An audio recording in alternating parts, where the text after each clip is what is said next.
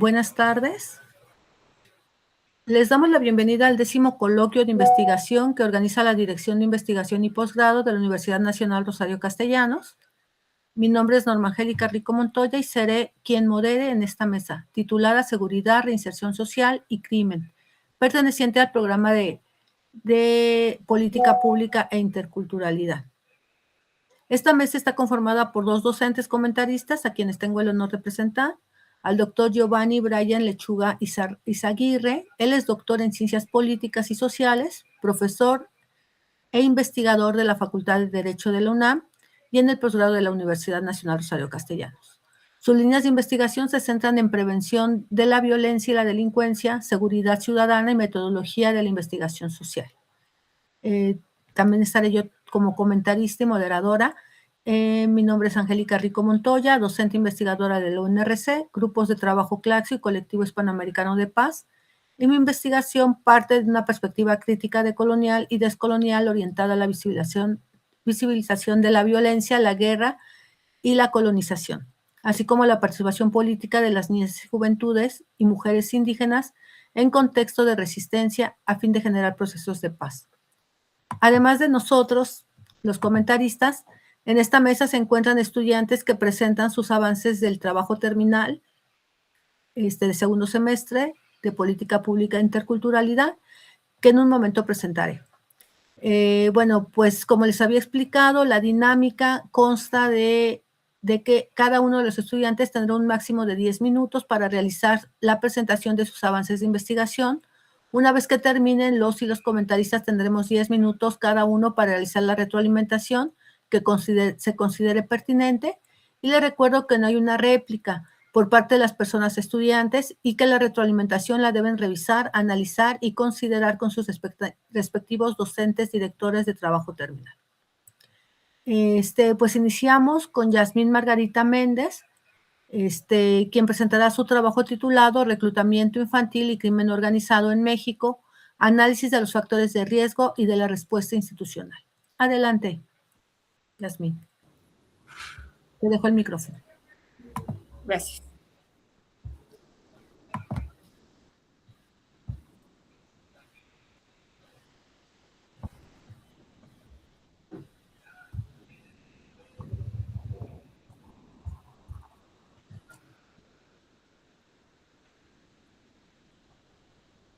Muy buenas tardes, mi nombre es Yasmín Margarita Méndez Oro y en este coloquio pertenezco a la maestría en Políticas Públicas e Interculturalidad. Como se mencionó, mi tema es el reclutamiento infantil y crimen organizado en México, el análisis de los factores de riesgo y de la respuesta institucional.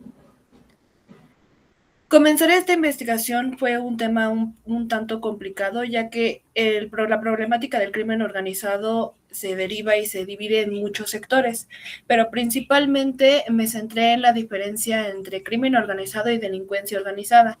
El crimen organizado como tal es el concepto general, es decir, que cuando más de 3 personas se reúnen para cometer un delito en conjunto, se les considera parte del crimen organizado. Sin embargo, la delincuencia organizada como tal es el término legal o el delito que cometen estas personas.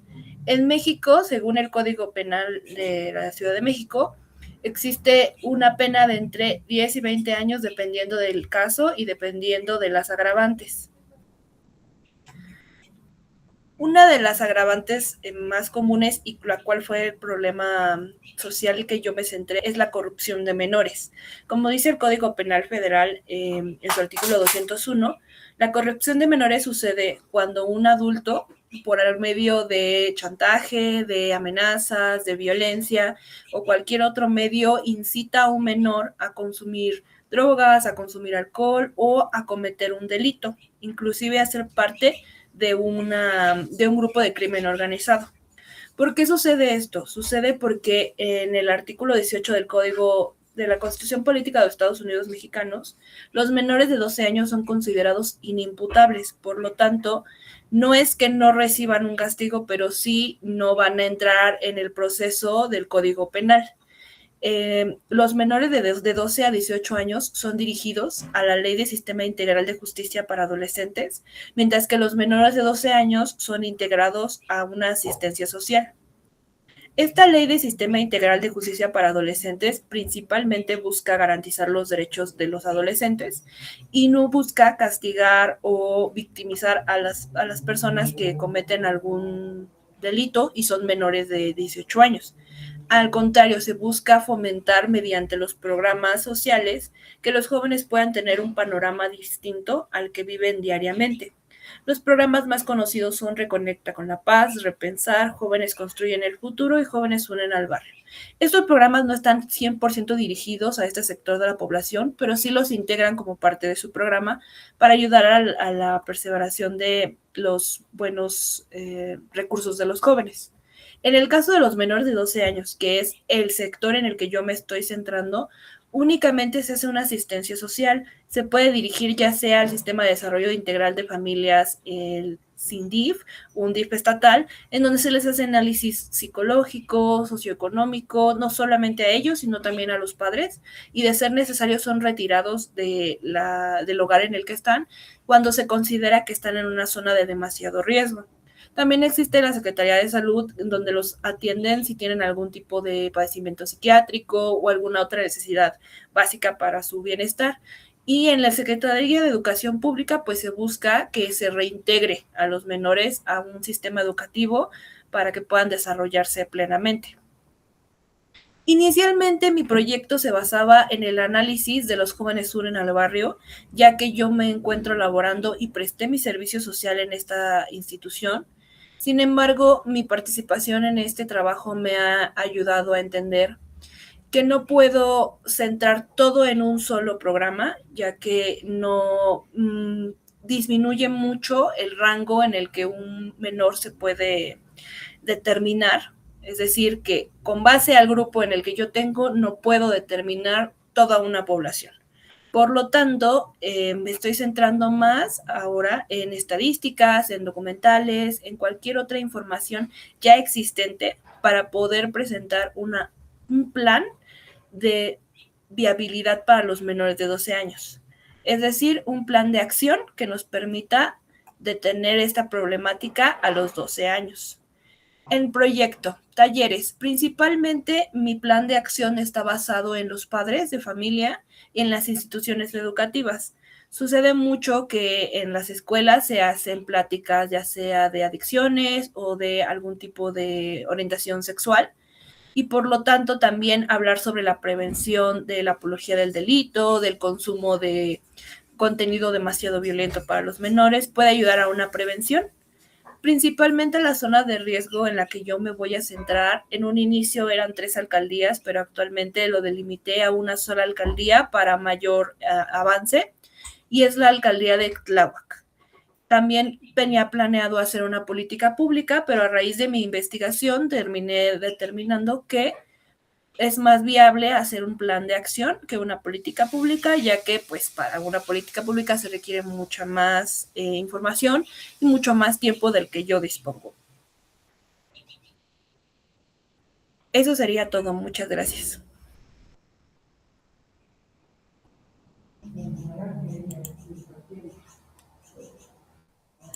Muchísimas gracias, Yasmín.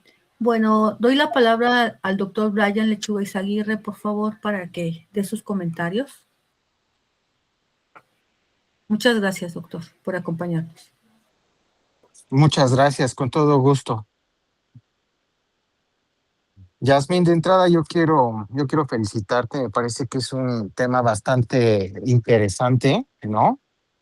Basado en la guía que nos proporcionó la institución para otorgar nuestros comentarios. Comienzo con el contenido académico. Me parece que hay bastantes fortalezas en el enfoque que actualmente tienes en el diseño metodológico, ¿no? Además de que pues es un tema muy pertinente para abordarse dentro de los estudios de posgrado de la maestría en la que te encuentras.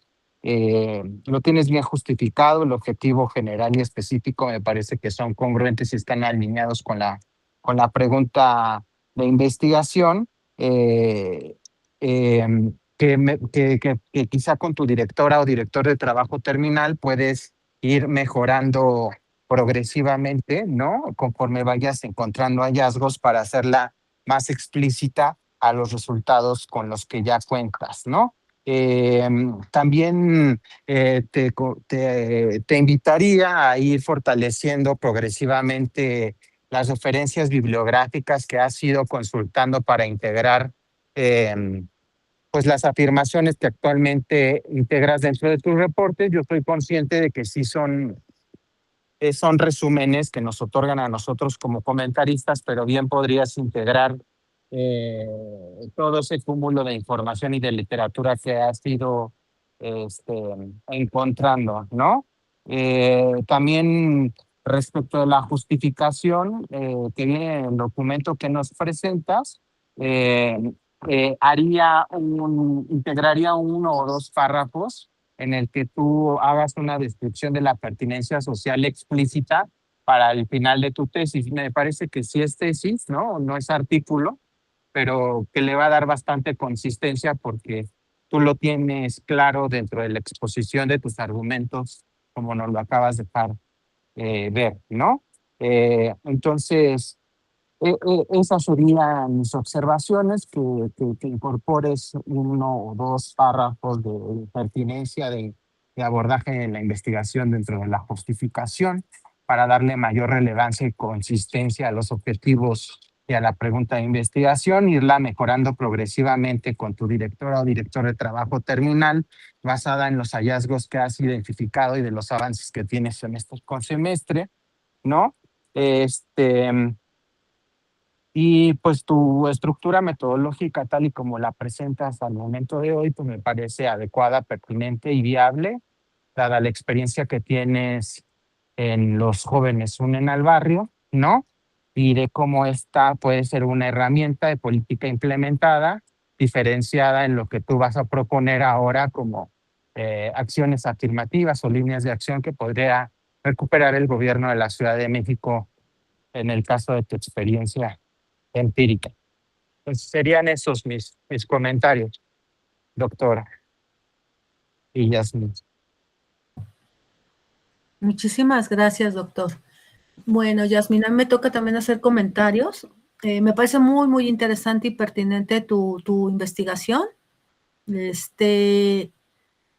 Tienes razón, hay muy poco trabajo sobre el reclutamiento forzado de la niñez y la adolescencia. Quizá ahí voy a ponerte como sugerencia que pudieras incorporar adolescentes, jóvenes, niños adolescentes, digo 12 años, pero pueden ser fácilmente adolescentes hasta los 17 años, de 12 a 17 años.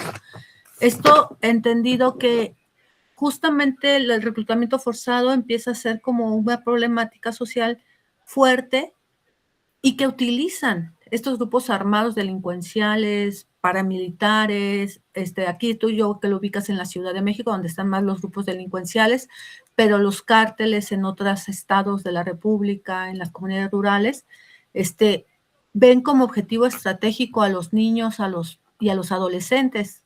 Primera, porque aparentemente se les juzga de una manera menos fuerte, por decirlo de alguna manera, que a los adultos. Es una de las exigencias. Otra que, bueno, es como muy fácil aparentemente incidir en estas poblaciones. Aquí creo que sería muy importante, bueno, me encanta tu trabajo. Sí sabes que no está tipificado el delito de reclutamiento forzado. Es importante visibilizar a lo mejor justo en tu proyecto de investigación que sea una de las tiradas, ¿no? Es decir, se tiene que empezar a tipificar el delito de reclutamiento forzado de las infancias, de las juventudes o bien de los adolescentes y las niñeces, como les quieras llamar tú, para poder generar planes de acción, política preventiva, que justamente iba por ahí, justamente tú estás diciéndolo. No basta solamente ver qué se hace después o cómo se reinsertan a las poblaciones, a la vida pública o social, sino prevenir el delito antes, detener a la gente que comete este delito y juzgarlos también como delincuentes, ¿no? A mí me ha tocado ver, yo trabajo estos temas, trabajo con infancias y juventudes, y de pronto hay como alguna visión muy adultocéntrica, y te recomendaría dos conceptos teóricos: adultocentrismo que tiene que ver con la noción de que se cree que los adultos somos los que sabemos todo y no consideramos el tema de las juventudes, de los niños, pensamos que ellos no saben nada, que no tienen experiencia, entonces creo que el tema de adultocentrismo sería interesante que lo revisaras para revisar política pública. ¿Cuál es esta mirada? ¿Qué es lo que pasa con los niños? Regenerar estas posibilidades de entenderlos como sujetos, no solo de derechos, sino también como sujetos sociales, actores sociales, que tienen su visión de entender el mundo y que además tienen que aportar muchísimo a nuestra sociedad. Es importante visibilizar esta población y creo que el aporte de la política pública o la visión desde la interculturalidad, la decolonialidad que se está mirando en la maestría, va en ese sentido, en visibilizar y dar espacio a las voces de los sujetos, ¿no? Con los que vamos a trabajar. Y entonces a mí me parece que no deberías de renunciar tampoco a tu trabajo en territorio. O sea, creo que es fundamental que haya un apartado, una parte en la que tú sí hables con las poblaciones con las que tú de por sí trabajas y que hubiera a lo mejor un apartado, aunque sea chiquito, además de la revisión pública, la revisión de la política pública, también revisar las voces de los niños, los adolescentes con los que tú trabajas y que digan qué tanto se sienten incluidas en estas políticas públicas, qué tanto tienen acceso a esto, porque al final lo que muchos vemos que trabajamos estos temas es que hay un nivel de adultocentrismo terrible, no solamente en la academia, no solo en las familias, sino también en la política pública, que mira a los niños o como problema, a los jóvenes como problema, o los mira no como sujetos de derecho, o piensa que hay que solucionar cosas en lugar de pensar que juntos podríamos construir otras dinámicas. Y que los niños y niñas tienen que estar preparados para cuidarse, para protegerse. Prevenir el delito implica que los niños y niñas y los adolescentes estén informados, conozcan la política pública, tengan espacio para denunciar a quien los está extorsionando, llamando, incluso amenazando, y que pudiera haber toda esa situación, ¿no?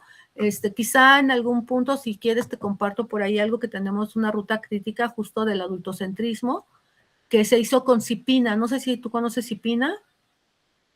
Ajá. O sea, con CIPINA también se está trabajando ese tema de reclutamiento forzado, también con la Redim. La Redim está trabajando mucho en torno al reclutamiento forzado, como que para fortalecer todo esto y ver cuáles son sus iniciativas y no para que justamente tú puedas fortalecer esa iniciativa, esta acción que estás revisando, pero que no pierdas de vista este trabajo que tienes con las niñeces, las adolescencias, para que conjuntamente con ellos puedan hablar ellos de estas voces, también salir a la luz y que puedan hacer como una reflexión de qué realmente es el impacto de esta política pública para las niñeces y las juventudes, ¿no? Creo que ahí podrías hacer como un trabajo en territorio, pero a la vez también política pública, ir cruzando el impacto de la política pública y qué hace falta, justo para visibilizar primero el delito de reclutamiento forzado, pero también para generar algunas estrategias para la prevención, para el cuidado y el autocuidado de las niñeces y las juventudes y que no caigan justamente en estos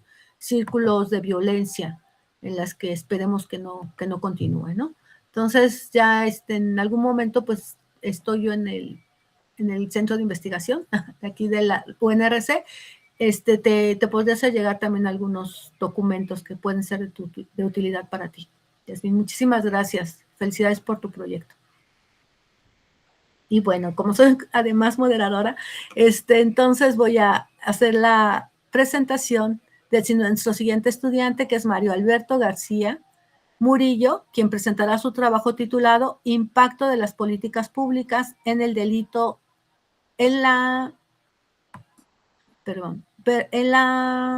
impacto de las políticas públicas en la disminución del delito de homicidio doloso en la Ciudad de México. Una disculpa. Adelante, Mario Alberto. Muy bien, pues buenas tardes, doctora, y buenas tardes al doctor Brian y a todas mis compañeras que están en la mesa también.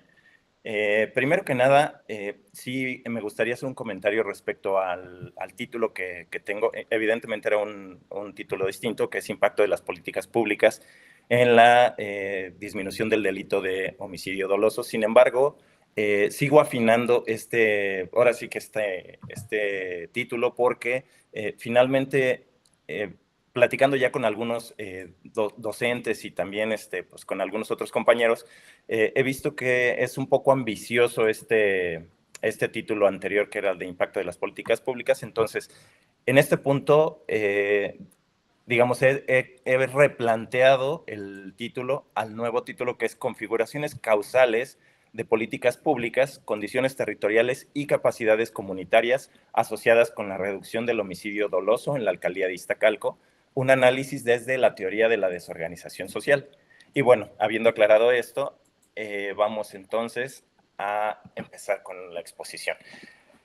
Bueno, primero empezando el contexto del problema, tenemos nosotros que pues el homicidio doloso es uno de los delitos de mayor impacto en la sociedad, además de ser uno de los principales indicadores de violencia pues en la comunidad.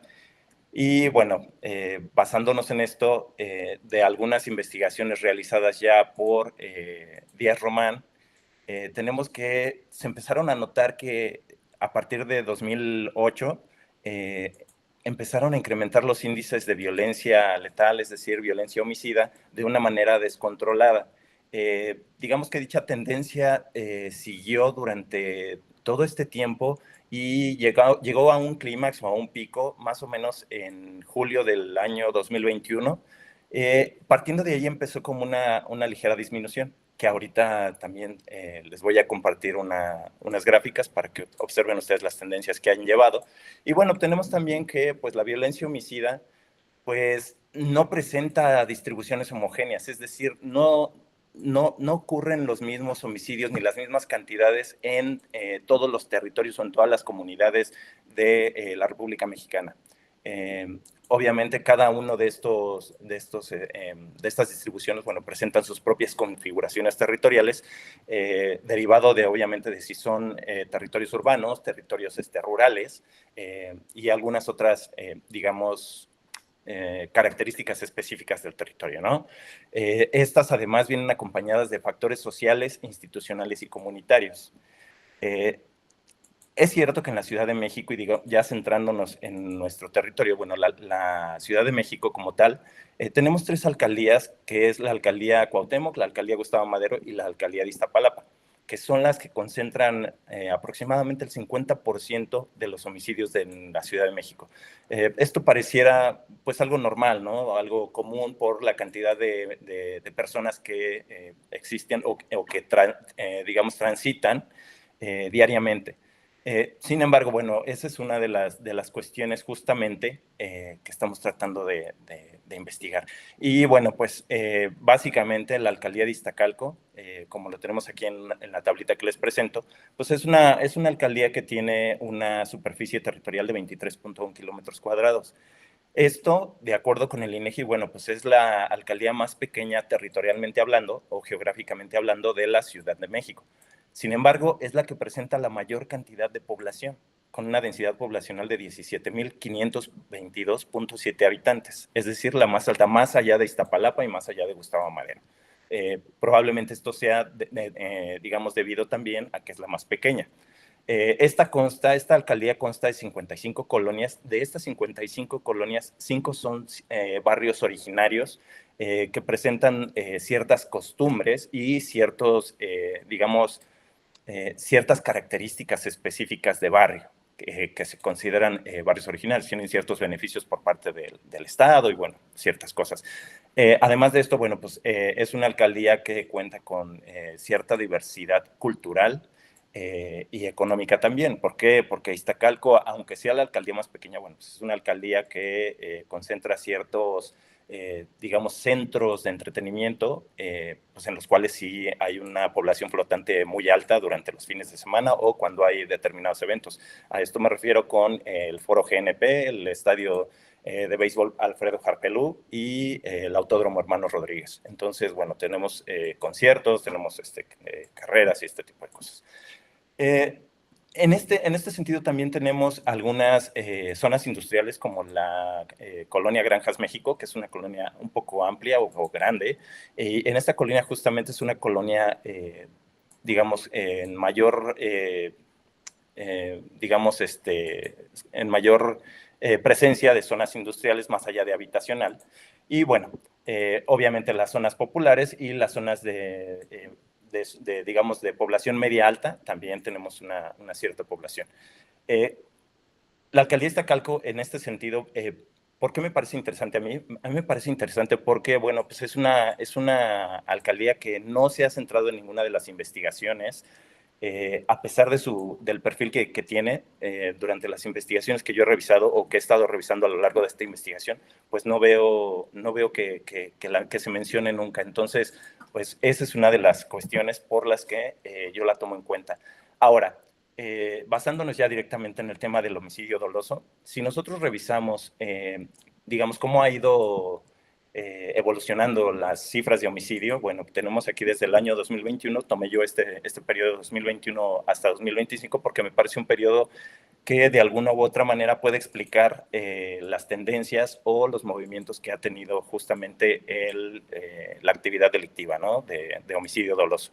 Entonces, también es importante aquí recalcar que, bueno, en esta investigación no me estoy basando en el homicidio doloso, no lo estoy dividiendo por género, es decir, estoy tomando el feminicidio y el homicidio doloso como homicidio doloso, sin importar obviamente el género, sino lo estoy englobando como tal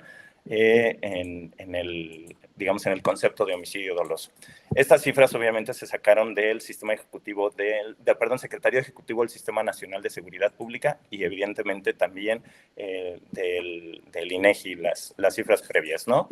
Y bueno, pues si ustedes pueden observar, sí, tenemos nosotros, aquí está marcado en color naranja, digamos, la alcaldía que ha tenido la mayor cantidad de homicidios dolosos. Las que tienen menores cantidades, bueno, pues son la alcaldía de Coajimalpa, que es la que tiene menor cantidad de homicidios dolosos en 2021 a 2024, y en 2025, bueno, pues ya cambió a Benito Juárez. Tenemos también ahí un apartado que dice sin registro. Esto quiere decir que son los fallecimientos, los fallecimientos por homicidio doloso que no pudieron ser registrados o no se registraron dentro de alguna de las demarcaciones. Sin embargo, sí tienen registro que ocurrieron en la Ciudad de México. Ustedes si ven aquí la alcaldía de Iztacalco, la realidad es que se vería como una alcaldía que no tuviera mayor problema, porque si ustedes ven la cifra de 2021, bueno, aparece con 39 homicidios, 35, 32, 38 y 27 homicidios hasta 2025. Sin embargo, si nos vamos nosotros ya al índice de la tasa de homicidios por cada 100,000 habitantes, ahí un poquito cambia la cosa. Nosotros podemos ver ahí ya que los índices, recordemos que el índice de la tasa de homicidios es la cantidad de homicidios que ocurren por cada 100,000 habitantes. ¿Por qué aumenta? Evidentemente aumenta esto porque, bueno, pues Iztacalco es la alcaldía que tiene la mayor densidad poblacional y evidentemente sube, digamos, directamente proporcional cuando obviamente pues, se revisa ya la tasa de homicidios por cada 100,000 habitantes. Entonces, aquí me parece interesante realizar justamente esta investigación respecto a Iztacalco porque si nosotros ya observamos, digamos, estas cifras, vemos que Iztacalco no está tan abajo de las que tienen, pues, digamos que los índices más altos. Incluso si podemos compararla aquí junto con Iztapalapa, pues simplemente tiene una diferencia de más o menos unos 3 puntos. Entonces no es mucha la diferencia y eso a mí me genera un poco de incertidumbre, el por qué ocurren este tipo de cosas. Y aparte, pues me parece interesante por ese motivo, pues darle digamos, enfocarme en esta alcaldía justamente, además de que pues, es la alcaldía donde yo resido y me parece también interesante, pues, abonar, digamos, en este sentido la investigación. También otra cosa es que geográficamente hablando, nosotros podemos observar este pequeño mapita. Resulta que Iztacalco está, digamos que al lado poniente está con Benito Juárez, que si nosotros observamos es la que tiene de las tendencias de homicidio más bajas de la ciudad. Sin embargo, al norte, que tiene Cuauhtémoc y Venustiano Carranza, pues son de las que justamente tienen la mayor incidencia de este tipo de homicidios.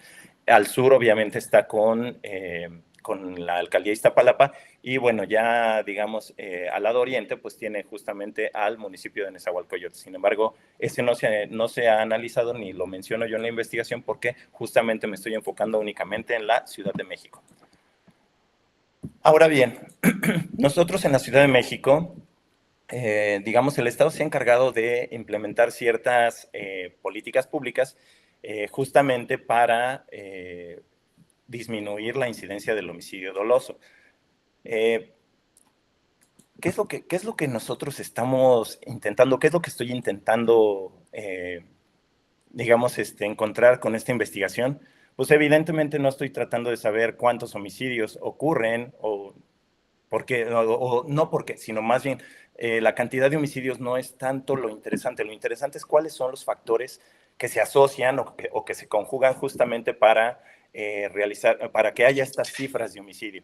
Ahora, tenemos nosotros algunas de las políticas que ha implementado el Estado. Una es de carácter federal, que es el programa de Jóvenes Construyendo el Futuro, la cual, de acuerdo con investigaciones del doctor Sumano Rodríguez, pues resulta un poco irrelevante, tal vez, porque pues no hubo ese descenso que se esperaba justamente de la incidencia delictiva, sino más bien en algunos estados, como aquí lo menciono, en algunos estados tuvo un incremento.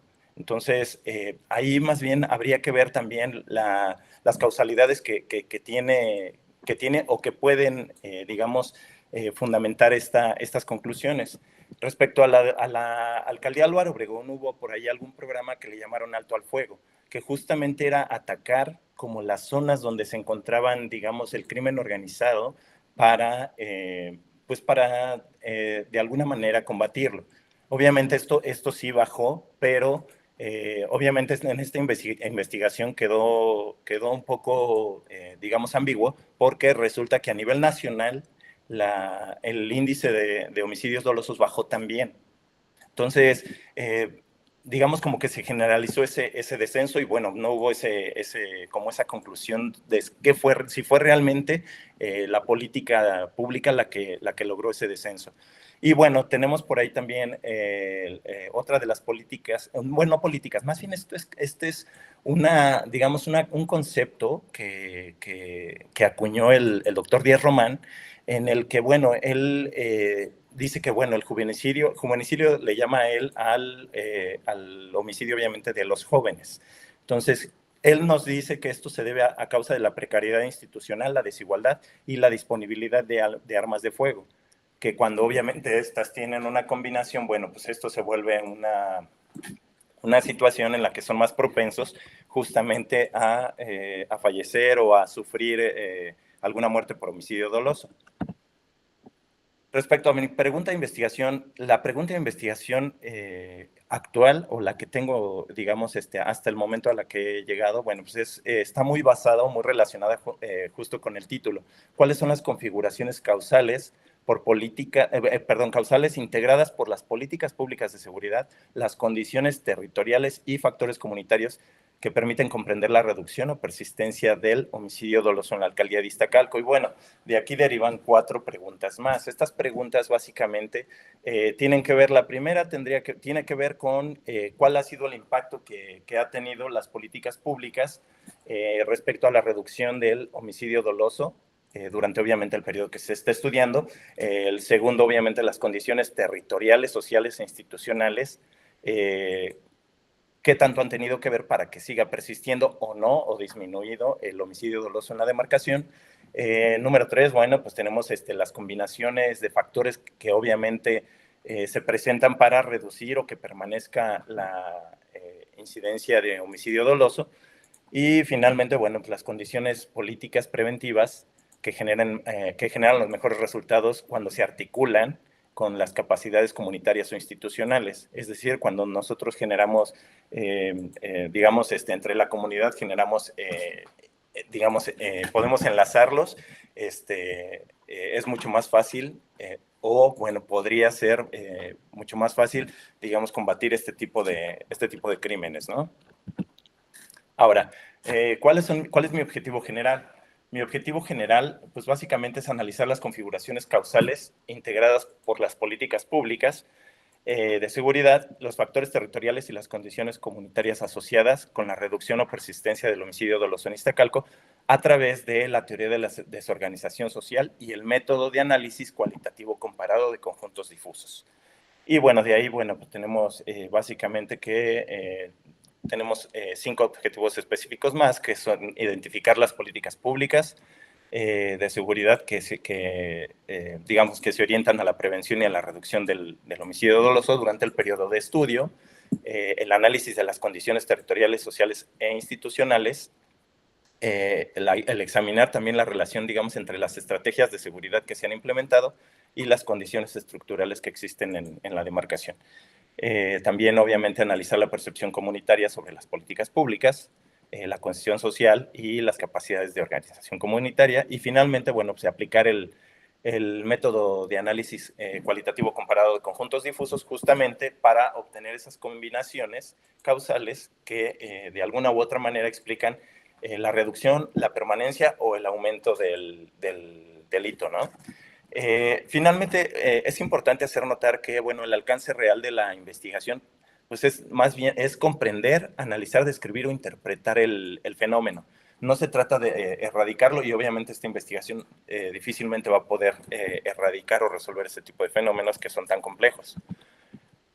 Como justificación, yo podría justificar esta investigación justamente en lo que les mencionaba al inicio, que todos los trabajos previos o todas las investigaciones previas que yo he encontrado bajo las que me he, digamos, empapado en el tema, pues están meramente enfocadas en otro tipo de alcaldías.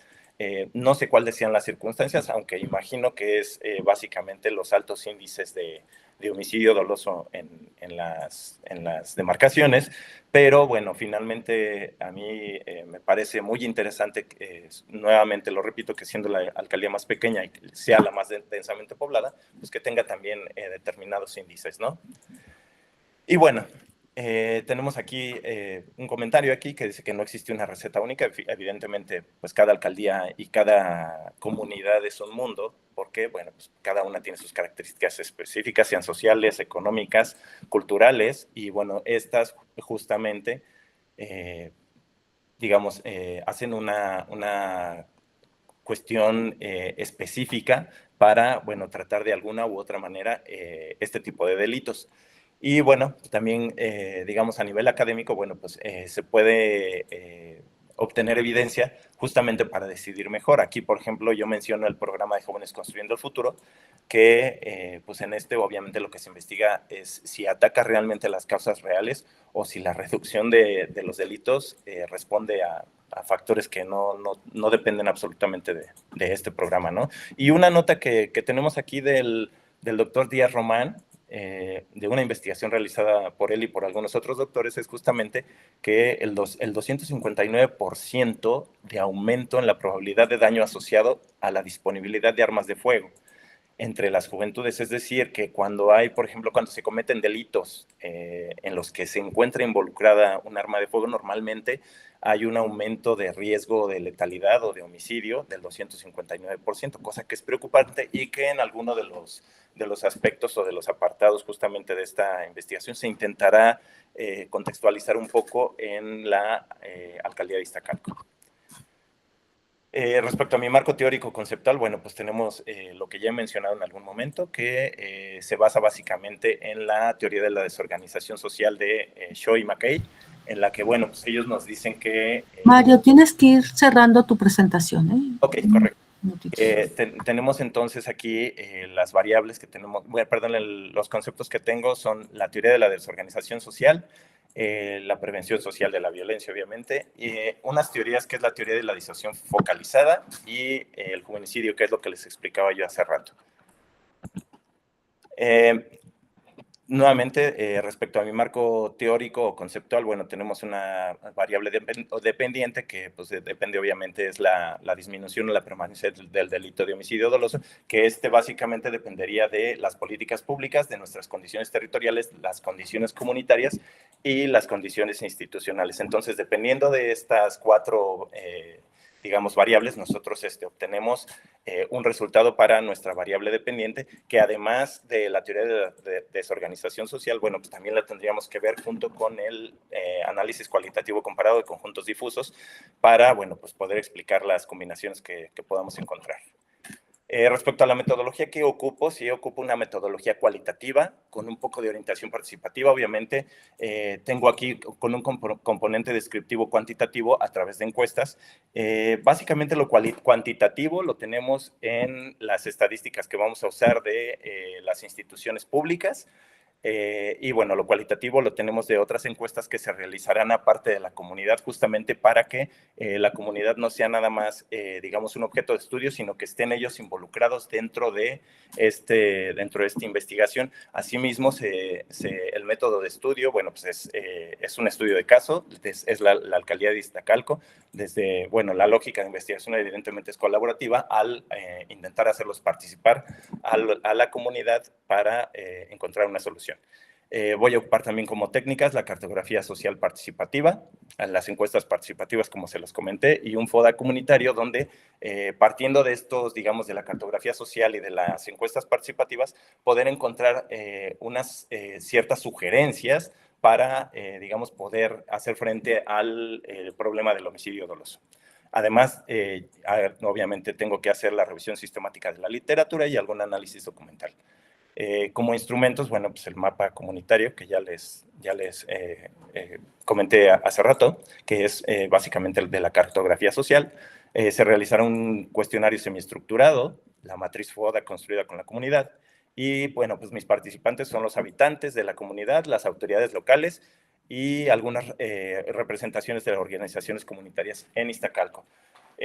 Vale la pena hacer mención de las consideraciones éticas porque sí, se tratará en todo momento de obtener un consentimiento informado y mantener esa confidencialidad y resguardo de la información de las personas para evitar posibles situaciones de riesgo para los participantes.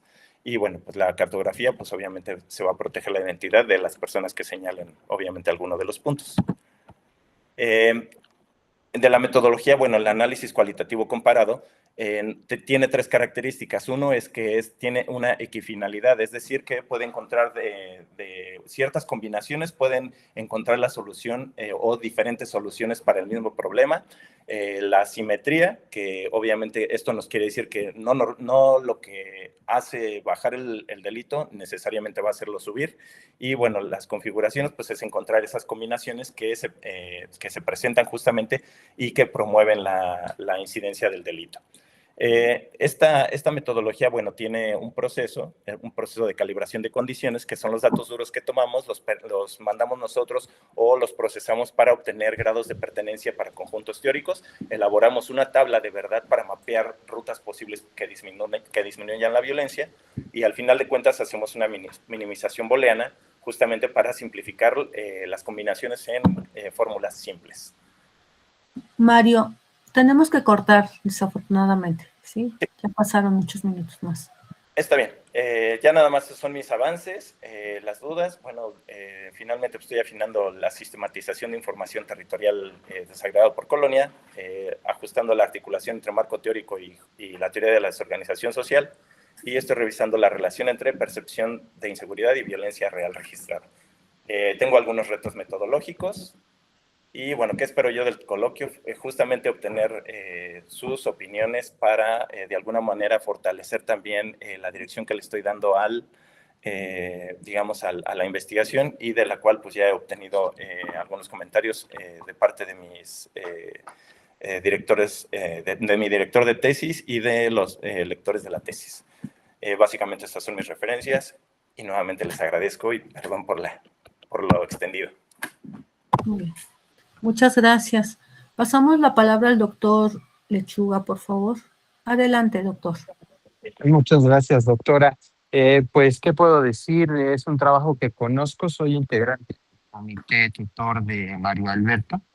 Me da mucho gusto que tenga ya resuelto pendientes relacionados con la pregunta de investigación. Me parece que ya es explícita en cuanto a que acotaste a la alcaldía Iztacalco y desagregaste en las preguntas secundarias de forma coherente el enfoque configuracional explicativo de la duda que tenías en términos teóricos. Me parece también que sobre la metodología que va bien perfilada, hay que definir explícitamente las unidades de los tipos de casos para los TQCAs que tienes identificados desarrollar, ¿no? El tema de la delimitación, te digo, va a ayudar bastante en esta configuración de las unidades, ¿no? Pero hay que ver cuáles van a ser los parámetros de observación de cada uno de estos para que sean viables, ¿no? Por ejemplo, el tema de las colonias o las unidades territoriales, ¿no? Para que dejemos de desagregar los casos comparativos con otras alcaldías, ¿no? Y se hagan las solicitudes de información pertinentes a la Secretaría de Seguridad Ciudadana y a la Fiscalía General de Justicia de la Ciudad de México para ir encontrando la información y tengamos bien cimentadas las condiciones territoriales, ¿no? Los periodos temporales, ¿no? Ya sea que se definan 100% que sea por años o que sean por trimestres, estos casos, yo recomiendo que por lo menos sean entre 10 y 12 el número de casos, ¿no? También relacionado con las subpreguntas de investigación en las que desarticulas la principal, ¿no? Son muy similares unas con la otra, ambas tienen que ir con un análisis configuracional, entonces, por lo menos en la forma en que las tienes presentadas, actualmente no se responden. Hay que ver de qué forma se hacen viables en términos de investigación académica, ¿no? Y una vez que se tenga resuelto eso, hay que operacionalizar las condiciones causales que preliminarmente tienes identificadas hasta este momento. Me parece que vas muy bien, vas en segundo semestre a la mitad del camino, pero no hay que confiarnos, ¿no? Ya que pues, tienes claridad en el tema de las políticas públicas de seguridad, las condiciones territoriales y los factores comunitarios. Yo creo que ya no nos movamos más fuera de esos tres factores explicativos para que podamos ir generando condiciones de causalidad en cada uno de estos. Para aterrizar, ¿no? Me parece bien que sigas trabajando con Racine, ¿no? El término, en la situación metodológica, sacarle mayor provecho a Vargas Hernández, que ya lo tienes bien identificado, ¿no? Y te voy a mandar algunos PDFs para que de aquí a que se convoque a la sesión de comité académico puedas ir explorando algunas posibilidades epistemológicas que ya las tienes muy bien planteadas. Es un trabajo maduro para los estudios de maestría y en comparación con otros trabajos de esta maestría en la Rosario Castellanos. Entonces me parece que vas muy bien. Te felicito. Muchas gracias por tu exposición. Y hay que ser más cuidadoso también de los tiempos, ¿no? Porque es algo que se evalúa en el coloquio. Entonces, en este caso lo sobrepasaste y tienes que ser más cuidadoso de eso y diseñar una presentación que sintetice todo lo que llevas hecho para cumplir con ese requisito que en este caso, pues se sobrepasó. Muchísimas gracias. Muchas gracias. Muchísimas gracias, doctor Lechuga. Bueno, pues qué bueno, Mario, que está aquí el doctor y que además parte de tu comité, ¿no? Que se nota el avance que has tenido en este trabajo. Y yo solamente quisiera hacer algunas sugerencias, ¿no? Más que nada yo sé que estás viendo el delito doloso a nivel macro o al final como un delito completo, pero me llamó la atención el tema del juvenicidio que tú estás retomando, porque sí hay un aumento significativo de la muerte de jóvenes, ¿no? A causa de situaciones violentas o hechos violentos. Hay un aumento también significativo en el tema de feminicidios.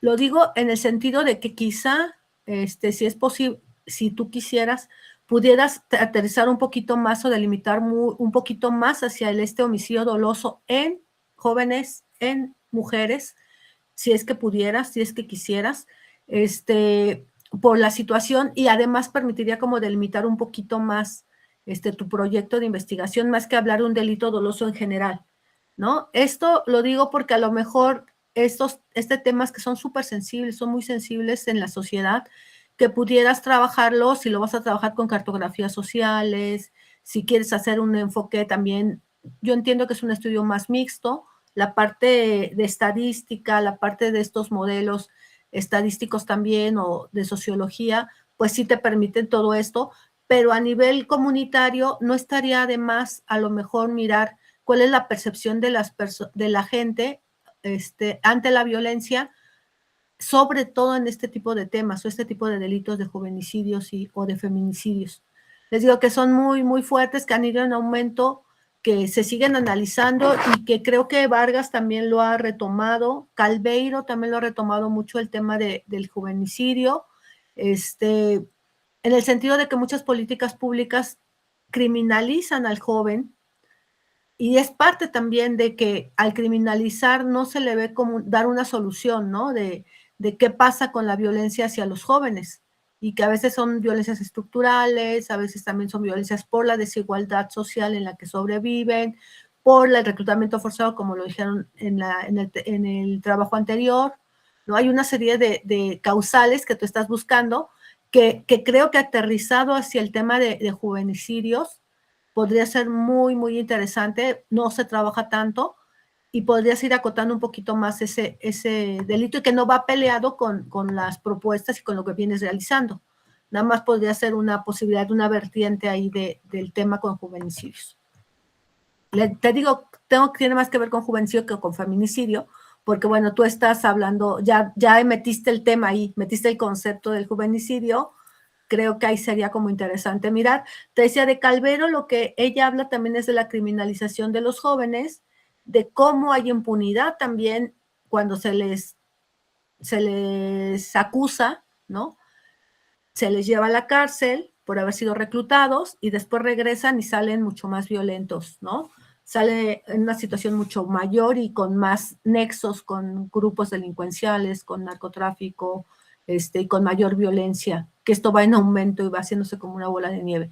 Entonces creo que por ahí piénsale, y que también coméntalo con tu comité, porque creo que sería bien interesante que le entraras a ese tema, más que como delito doloso, delito directamente con las juventudes, con las adolescencias, porque es realmente un tema muy, muy nuevo, que no se trabaja, no hay información, hay muy poquita información, y sin embargo hay unos estudios nuevos que se están trabajando muchísimo en estudios de juventudes, en la UNAM, en la UAM Xochimilco, en Sinaloa, en Querétaro, en varias partes, bueno, en Latinoamérica, Colombia también trabaja mucho este tema, que podría ser interesante si es que a ti te parece pertinente. Y bueno, pues muchísimas gracias, Alberto, por tu presentación. Gracias, doctora, y gracias por el tiempo. Muy bien, entonces vamos a proceder con la siguiente investigación, que es la de Carla Lorena Cerecero Chacón, quien presentará el trabajo Niñas y niños con madres privadas de su libertad hacia una política de... No, perdónenme, es Jessica. Jessica, disculpa. Es el tema de Jessica Viveros Mora, presentará su trabajo titulado Factores socioeconómicos en la reinserción social en la Ciudad de México. Adelante, Jessica. ¿Qué tal? Bueno, comienzo a compartir, ¿vale? Sí, adelante, gracias.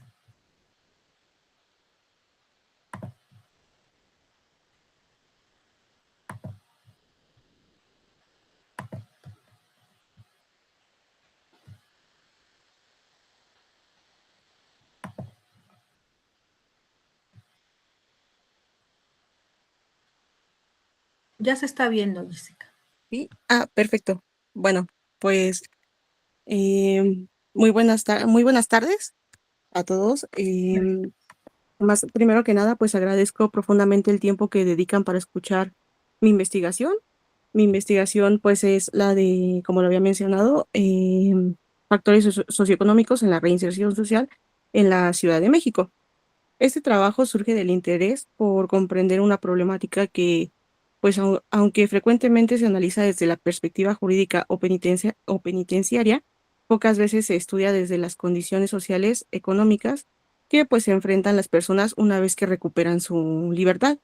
Tradicionalmente se considera que la reinserción social concluye cuando pues una persona termina de cumplir su sentencia. Sin embargo, actualmente en esta investigación pues ha demostrado que el verdadero desafío comienza precisamente al salir del centro penitenciario, cuando se debe enfrentar nuevamente a una sociedad que en muchos casos pues continúa identificándola por su antecedente penal.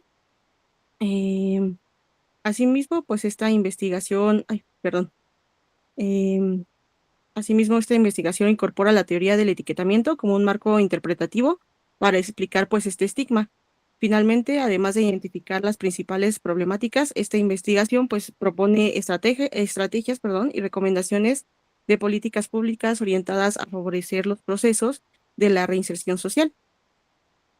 Eh, el contexto de este problema, pues básicamente es que aunque la legislación establece que la pena debe orientarse a preparar a las personas para reincorporarse positivamente a la sociedad, en la práctica esta finalidad pues suele verse muy limitada por diversos factores estructurales. Cuando una persona obtiene su libertad, enfrenta un escenario que es caracterizado por barreras que dificultan su integración.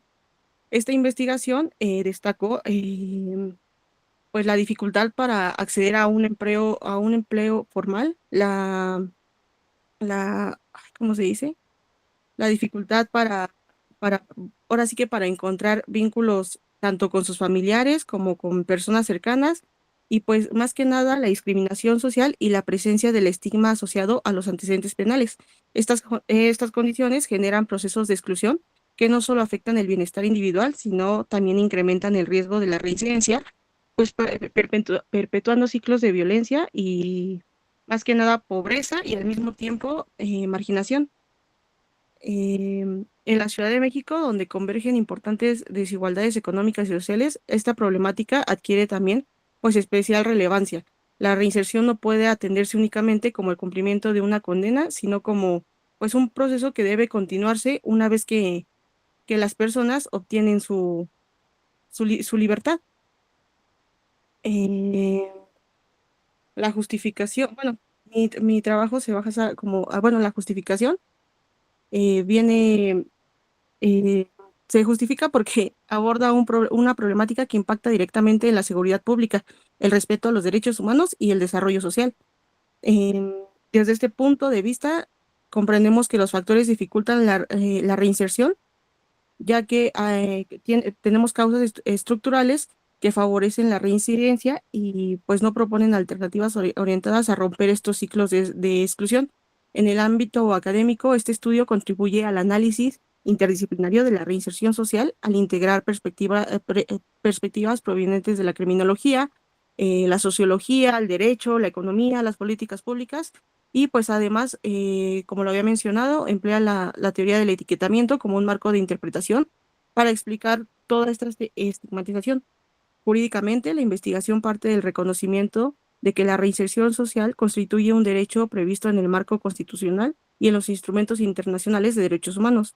No obstante, la existencia de normas pues se garantiza por sí sola. Finalmente, esta investigación, pues bueno, posee, o como nosotros lo hemos llevado con mis maestros, a una importante utilidad práctica, ya que las propuestas derivan de los hallazgos que hemos encontrado, ¿vale? Los objetivos general, bueno, de esta investigación consistió en el análisis en el análisis de los factores que tienen los factores socioeconómicos y cómo influyen en los procesos de la reinserción social. Para alcanzar este propósito se plantearon diversos objetivos específicos. En primer lugar, pues fue identificar cuáles son los factores socioeconómicos que representan mayores obstáculos para la reinserción social, considerando siempre como las variables del acceso del acceso al empleo, la educación, los ingresos económicos, la vivienda y pues el apoyo familiar. En segundo lugar, se analizaron cómo estas condiciones inciden en las posibilidades más bien, perdón, de una reconstrucción. Asimismo, se examinó también el papel que desempeña la estigmatización social interpretada a través de la teoría del etiquetamiento. Y bueno, pues finalmente la investigación tuvo un carácter positivo, ya que busca formular recomendaciones y políticas públicas que contribuyan a favorecer los mecanismos de reinserción social. Eh, Bueno, continúo con el planteamiento de nuestro problema. Una vez contextualizada la problemática, fue necesaria delimitar con precisión, pues, el problema de esta investigación. Aunque el sistema penitenciario tiene como finalidad constitucional favorecer la reinserción social, en la práctica, pues, muchas personas que recuperan su libertad enfrentan una realidad pues muy distinta. Al salir del centro penitenciario, no solo deben pues construir su vida personal, sino también superar una serie de obstáculos, ya sean económicos, sociales, culturales, que pues limitan seriamente sus posibilidades de reintegrarse otra vez a la sociedad. Durante el desarrollo de esta investigación, identificamos que el acceso al empleo representa uno de los principales desafíos, ya que numerosas empresas continúan solicitando cartas de antecedentes penales y pues muestran más que nada resistencia a contratar personas que han estado pues privadas de la libertad. A esta situación también debemos de sumarle la pérdida de vínculos familiares, la dificultad pues para acceder a viviendas estables, la escasa continuidad de los programas institucionales una vez que obtenemos la libertad y pues la persistencia de los prejuicios sociales.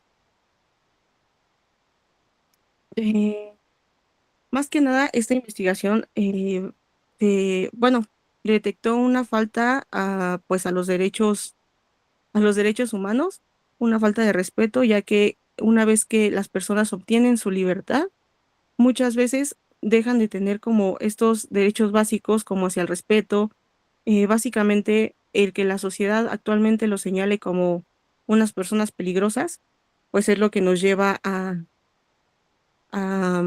pues a tener un foco, bueno, encender un foco de esta falta de respeto.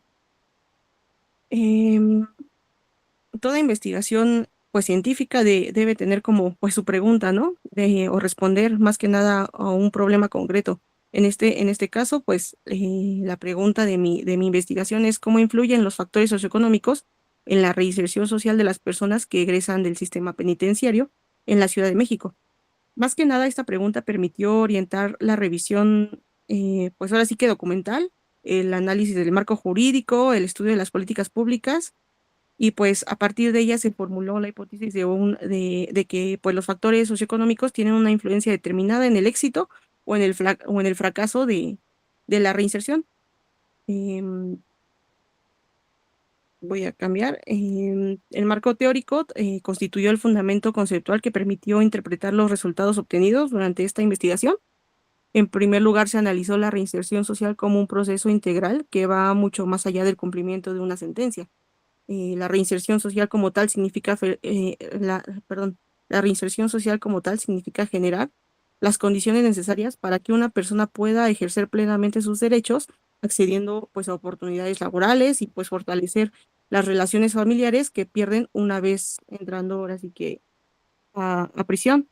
También se incorporó el contexto de exclusión social, el cual pues explica cómo ciertos grupos enfrentan barreras sistemáticas para acceder a recursos, a oportunidades, a situaciones que profundizan las desigualdades. Y pues desde la perspectiva de los derechos humanos, la investigación reconoce que toda persona que ha cumplido pues una condena conserva su dignidad y debe de tener derecho a reconstruir su proyecto de vida, sin ser objeto pues de discriminación o de señalamientos que muchas veces son muy notorios. Eh, la teoría del etiquetamiento, como lo mencioné, es como la base de esta investigación, pues representa el principal sustento teórico pues de la investigación como tal, ya que permite comprender que la delincuencia no puede explicarse únicamente por la conducta individual, sino también por la relación de la sociedad em, que tienen una vez que salen. De acuerdo con esta perspectiva, cuando una persona pues recibe la etiqueta delincuente, ex convicto, pues esta clasificación puede mantenerse incluso después de haber cumplido una condena y siempre son señalados, lo que nos lleva, pues ahora sí que a tener como el sustento de por qué no es como eficaz una vez que ellos salen. También bueno, se incorporó ay, ¿cómo se dice? La teoría la estructural funcionalismo, que es de la anomia. Básicamente, pues como lo mencioné, las personas liberadas enfrentan pues obstáculos para acceder a los medios institucionales básicos. Realmente nunca regresan como tal, como si una persona normal que no estuvo en prisión, pues fuera a pedir este trabajo. Realmente siempre existen esas barreras que nunca desaparecen y pues desgraciadamente y actualmente pues es muy escuchado, es muy sonado, es muy triste ya que pues esto no permite que sea eficaz la reinserción social. También pues como de la mano se lleva la teoría de la exclusión social, que pues básicamente pues sin acceso como a empleo o a las cosas básicas, una familia, una vivienda digna, pues es lo que nos sigue creando esta barrera dentro de pues ahora sí que esta situación. Una vez también pues identificado el marco teórico, fue necesario seleccionar una metodología que permitiera comprender el fenómeno de estudio desde la perspectiva integral. Nosotros, pues bueno, yo y mi comité optamos por un enfoque cualitativo porque el objetivo principal no consistía en medir las variables estadísticas, sino en analizar y pues interpretar las condiciones sociales y económicas y jurídicas que pues influyen en la reinserción social. La investigación fue de carácter documental y descriptivo. Se revisó la literatura científica especializada, la legislación, se construyó un árbol de problemas y pues básicamente se obtuvo un análisis de desarrollo de una perspectiva interdisciplinaria, integrando los conocimientos pues provenientes del derecho, de la criminología, de la sociología, y pues todo esto permitió obtener una visión un poquito más amplia del fenómeno que, que estamos estudiando. Bueno, yo planteé diversos resultados, me enfoqué en tres. El primero, pues, es un hallazgo bueno, el hallazgo que estuvimos fue proporcionar ingresos económicos. Creemos que una vez que la persona bueno, una vez que la persona sale, debe de saber qué hacer. ¿A qué nos referimos con saber qué hacer? Muchas veces cuando están en prisión, bueno, se conoce que hay empleos, hay como, digamos, una tipo escuela que les enseña a enfrentar la vida, pero ¿qué tan eficaz es esto? Realmente cuando salen, saben, no sé, servicios básicos, saben leer. Creo que un factor muy importante de esta investigación y un resultado que nos dimos cuenta es que muchas veces estos programas no son tan eficaces, lo cual volvemos a caer en esa brecha que nos impide que podamos reintegrar a los exconvictos a una sociedad pues de forma eficaz. El resultado dos es pues el estigma, que es el que hemos estado hablando, el que nos enmarca casi toda nuestra investigación. Realmente eh, el análisis que se hizo con las personas de la alcaldía de Iztapalapa, para ser precisos, entre jóvenes de 17 a 30 años, perdón, de 27 a 30 años de edad, es que el estigma es muy grande por parte de familias, amigos o incluso de las personas o a la hora de pedir, pues, como lo mencionaba, un trabajo. Realmente es preocupante que por esta mancha, como lo señalábamos en nuestra investigación, esta mancha sea por lo que se juzgue la vida de las personas una vez saliendo. Otro factor muy importante, pues, fue el de la familia. Una vez que los exconvictos salen, realmente nunca hay un núcleo familiar que los reciba. Sí lo existe, pero son muy pocas las ocasiones que lo tienen. Y esto siempre influye desde antes que cometen el delito hasta después de que cometen el delito. ¿Por qué? Porque cuando ellos salen no tienen como ese apoyo que muchas veces esperan. los resultados, pues ahora sí que generales que obtuvimos de esta investigación, es que 100% todo este tema de los factores socioeconómicos de la reinserción social en la Ciudad de México se basan en el empleo, la educación familiar, pues la familia y la estigmatización social. Las propuestas pues generales es como crear un modelo integral de reinserción. Actualmente, pues como lo menciona la materia, lo que busca esta investigación es crear políticas públicas que nos ayuden a crear este sistema. Si bien existen, creemos que no son tan eficaces, ya que, pues como lo mencionábamos, pues no están funcionando. Lo que quiere centrarse esta investigación, pues es el saber qué no está funcionando, qué podemos mejorar, qué podemos hacer pues para nosotros mejorar ahora sí que todo este sistema, por decirlo así. Ay, Dios mío, no puedo cambiar.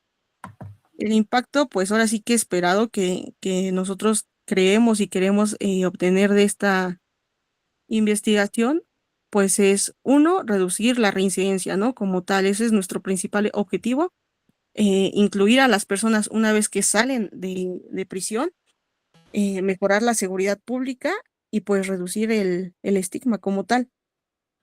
Las aportaciones de todo esto, pues básicamente es el enfoque socioeconómico, ocupar nosotros mismos la teoría del etiquetamiento y pues una visión que queremos como generar y pues propuestas aplicables a a toda esta situación. Como conclusión, pues la reinserción siempre va a depender de los individuos y de todos estos factores que hemos mencionado. Eh, como una reflexión final, pues básicamente se eligió como la reinserción social no comienza, bueno, comienza cuando la sociedad decide incluir. ¿Por qué? Porque volvemos a lo mismo. Eh, la sociedad actualmente no está preparada y muchas veces no nos ayudan a que todo esto sea efectivo. La idea central de todo este trabajo, pues es que debemos de tener como una responsabilidad compartida siempre entre el Estado y la sociedad. ¿Por qué? Porque bien, el Estado nos puede dar las bases y nos puede ayudar a que una vez que ellos salen, tengan como la capacidad de ser pues doctores, maestros. Creo que no debemos de siempre estar como en la posición de que es que él es ex convicto, nos puede lastimar, nos puede dañar, o él no puede ser, no sé, un doctor, un maestro. Realmente creo que un fundamento clave es quitar esta estigmatización de que ellos son malos, pero siempre como asegurándonos de que pues realmente una vez que ellos salieron, tienen otra visión. Hace poco, bueno, al construir como todo este trabajo, leímos bueno, leí junto con con mis docentes, em, bueno, como cuando tú buscas reinserción social, al respecto decía que el gobierno se apoya de de 5 reglas claves para lograrlo. La primera es el trabajo, la capacitación para trabajar, la educación, la salud y el deporte. Por lo que nos preguntamos es, ¿realmente tenemos programas de calidad que abarquen esas necesidades? ¿Realmente ofrecemos como ciudadanos y como gobiernos o incluso como humanos una ayuda una vez que ellos salen de prisión? Me interesa mucho como conocer la respuesta pues que lleva a cometer el delito. Como nosotros lo vemos, ya pasó un delito, ya se cometió. Entendemos que existen muchos factores, pero lo que enmarca esta investigación es una vez saliendo de prisión, qué factores pues nos impiden ser un buen ciudadano, qué no aprendimos dentro de la prisión para que todas estas estigmatizaciones pues sigan, qué es lo que pasa o por qué estas estigmatizaciones siguen porque pues porque una vez que salimos no podemos ser bomberos, no podemos continuar con nuestros estudios, no podremos conseguir un trabajo. Realmente pues el entorno que no, bueno, realmente es por el entorno que nos recibe o por otras situaciones. Pero pues bueno, como nosotros lo vemos, siempre la mancha está persistente. Lo que nosotros queremos como conocer y llegar con esta investigación es como qué aprendieron, bueno, trabajando de la mano con estos chicos, con este sector, qué aprenden ellos una vez saliendo y pues con esta nueva oportunidad, qué es lo que van a hacer. como gobierno también qué podemos hacer, y pues también creo que muchas veces es dejar al lado un poco la burocracia, platicando como con estos chicos. Pues es muy real que a nadie le gusta hacer filas, que a nadie le gusta hacer como este tipo de situaciones que son muchas veces son aburridas, como ellos me lo platicaban. Es real que pues más del 50% de la población al salir ni siquiera tienen, como lo habíamos mencionado, un lugar digno para vivir. Es real que no reciben educación adecuada o de calidad para pues conseguir un empleo o hacer las cosas bien una vez saliendo. Es verdad que pues los empleos influyen porque pues eh, se cree o se tiene como la creencia de que si tú contratas a un ex convicto te va a traer problemas y pues un sinfín de problemas para el dueño o la persona encargada. Y pues básicamente aquí la pregunta es por qué el gobierno no crea como, no sé, una casa de bienestar o alguna situación. Lo que busca esta investigación básicamente es crear la política pública, pero dentro de esta política pública ayudar a la gente. ¿Cómo? Realmente este es un punto que no hemos logrado. No hemos, bueno, no hemos que no lo hayamos logrado, no hemos como no lo hemos concretado. Está sobre la mesa el crear casas con ayuda ya sea del gobierno o de personas particulares que nos ayuden a crear casas donde esta gente, una vez al salir, pueda llegar junto con programas, junto con escuelas, junto con instituciones, podamos enseñarles a hacer lo que les mencionaba, un doctor, un bombero, realmente qué programas podemos incrementar para que esto suceda. Esta investigación muchas veces, bueno, esta investigación ha tenido como bastantes hallazgos. Uno, uno que queda muy marcado es ahora sí que leyendo, investigando, llegamos a lo que es Estados Unidos. En ello se nos hizo muy curioso porque por lo regular no esperamos que personas como incluso Kim Kardashian entren en este papel. Eh, Vimos que justamente en Estados Unidos existe un programa donde eh, las personas que tienen un buen comportamiento, se reduce la condena y justamente en este lapso de reducción de condena se les lleva a unas casas. Esas casas están diseñadas para enseñarles de nuevo, enseñarles cosas de sector estudiantil, como las cosas básicas con las que ellos se pueden defender y al mismo tiempo, estando como libres, los enseñan a generar un empleo. Lo que veíamos aquí que nos daba la motivación para crear esto era que ellos eran llevados justamente a estas casas y de ahí los enseñaban a ser bomberos para que una vez que ellos pues pudieran salir, tuvieran como esta oportunidad de lograr integrarse. ¿Vale? El mensaje, pues, básicamente final de esta investigación es que la inclusión social siempre va a ser clave para reducir esta reincidencia. Y pues, bueno, creo que es una investigación larga, sin embargo, justamente por el tiempo, siempre he decidido como plantearla un poquito chiquita. Entiendo que existen dudas, igual pues quedo atento y les doy muchas gracias por poner esta atención. Muchísimas gracias, Jessica. Doctor Lechuga, le dejo la palabra, por favor. Muchas gracias, doctora. Pues, Jessica fue mi alumna el semestre antepasado, entonces también es un trabajo que ya conocía, y me da gusto conocer sus avances, ¿no?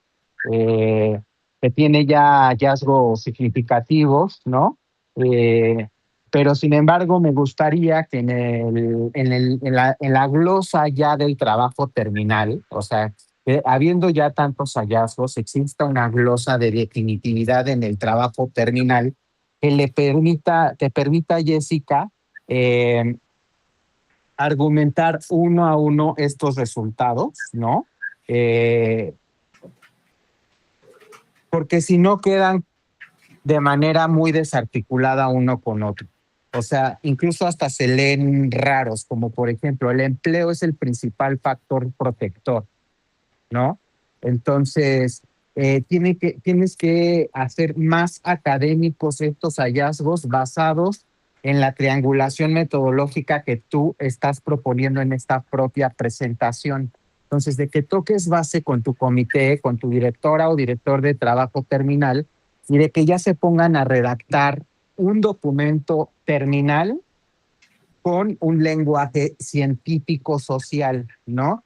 Que tenga todos estos anexos del análisis documental y de las entrevistas que resultaron de estos hallazgos que preliminarmente nos estás mostrando, y evitar esas aseveraciones tan drásticas o polarizantes sin un análisis de contextualización, ¿no?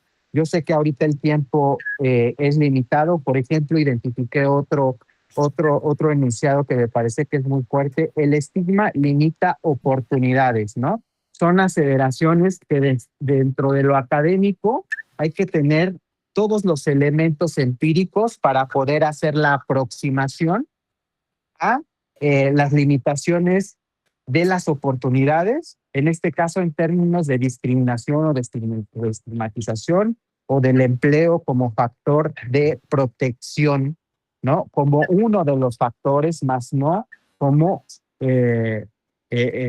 dándole esos calificativos. Hay que ser muy cuidadosos, Jessica, con los calificativos en la redacción académica, y siempre volver a la teoría, ¿no? Entonces, ahorita tú ya nos estás presentando resultados empíricos, entonces hay que seguir tejiendo con tu basamento epistemológico, que también nos lo presentaste al principio de tu intervención. Entonces, con esos enunciados teóricos que seleccionaste, que son explicativos a las hipótesis y al subconjunto de preguntas que estás respondiendo con el trabajo de campo. Entonces, porque al momento también observo una falta de vínculo explícito entre la metodología, los resultados y la epistemología de la literatura seleccionada en términos de los conceptos de los autores que estás abordando. Entonces, esos serían mis comentarios para ti, Jessica, y te felicito nuevamente por el avance que has logrado en este tiempo después de la última vez que te leí el semestre antepasado. Muchas felicidades. Gracias. Muchísimas gracias, doctor. Y bueno, qué bueno que también te conoce tu trabajo. Muy interesante, Jessica. Me parece muy, muy interesante el trabajo que estás haciendo. Yo he trabajado con algún estudiante justamente hablando de la realización social, en este caso de niñeces, adolescentes, o más bien de adolescentes indígenas, ¿no? Es el tema de adolescentes indígenas y cómo reinsertarlos después de que salen, de haber cumplido esa condena y llegar a este proceso. Y bueno, me hiciste pensar mucho en ese proyecto, porque bueno, sí es importante mirar las causas de por qué entraron, ¿no? Los procesos de exclusión en los que vivieron. Muchas veces, y también a veces se cuestiona de que las causas de la gente que está en la cárcel no siempre son causas que son causadas por la violencia estructural, que son causadas por la desigualdad social, que son causadas por la defensa de la vida, ¿no? Por la defensa ante un maltrato, ante la violencia en las calles. Hay una serie de causas que, bueno, aquí es importantísimo mirar cómo estos derechos humanos, y siguiendo con lo que el doctor decía, cómo le hacemos para justamente articular los conceptos teóricos a tus hallazgos sociales, ¿no? Hay unas categorías teóricas que tú estás revisando, hay unas categorías sociales que tú también estás mirando y que lo están mirando con las personas con las que trabajas.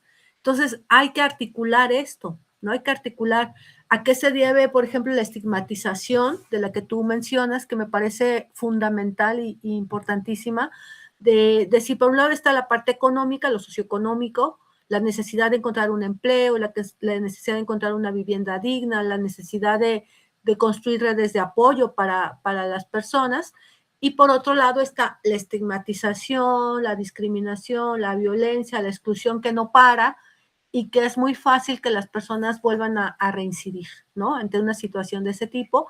Y bueno, aquí te sugeriría a lo mejor entrarle un poquito, y por ser una maestría en política pública e interculturalidad, apoyarte también en este marco teórico de lo decolonial, de lo intercultural, para mirar la colonialidad del ser, del poder, del saber, que están metidos en ese proceso de la estigmatización. Lo digo porque puedes juntarlo justamente, articular en tu marco teórico, porque veo también con lo que comenta el doctor, que a lo mejor es eso, articular ese marco teórico con los conceptos de colonialidad, los conceptos interculturales, la exclusión social, pero que responde a un sistema económico racista, discriminatorio, que no permite mirar la reinserción social desde otro punto de vista, ¿no? Esto lo digo a nivel teórico, que creo que podría servirte para construir esta articulación entre las categorías teóricas y las categorías sociales, y que pues los estudios decoloniales aportan algunas propuestas, ¿no? Los saberes, las personas, poner el acento en las voces de las personas que salen, creo que es muy importante.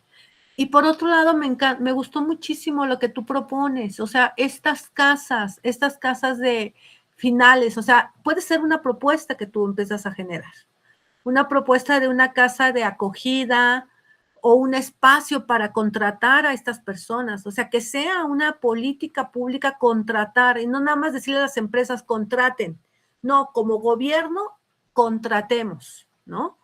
Como gobierno necesitamos gente en las delegaciones, necesitamos gente en las secretarías, necesitamos gente en las escuelas, o sea, de verdad formar a personas, y que los procesos educativos que se dan adentro de la cárcel vayan pensándose que al salir van a continuar con trabajo, ¿no? Que puedan llegar, porque ya están capacitados, ya se capacitaron adentro, vamos afuera, y afuera hay donde llegar a trabajar, no a regalar, ¿no?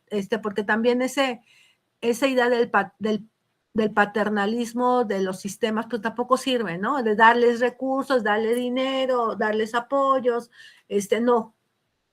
Van a construir, van a tener, van a pagarles un salario justo, porque ustedes van a responder. Y fíjate que, bueno, algo no tiene mucho que ver, quizá, no lo sé, pero en Colombia hay unos procesos de no repetición del daño, de diálogos, de otra mirada del juzgar. Pues te estoy hablando de procesos muy fuertes, de procesos con paramilitares, ¿no? Con gente que hace de verdad, que son criminales en serio, y aún así hacen procesos de diálogo, de resarcir el daño a la sociedad. O sea, llegar a resarcir el daño, y tu proceso para resarcir el daño, además de que ya cumpliste una condena, es ofrecer algo diferente a la sociedad. Tú como persona. Digo, son dinámicas completamente quizá diferentes, quizá alejadas, pero mirar esta posibilidad de reinserción social desde la reparación del daño, desde el reconocimiento de que no debe de haber, de que van a dar, pero bueno, que ese proceso no solamente es para la gente que pues cometió algún delito, sino para la sociedad, ¿no?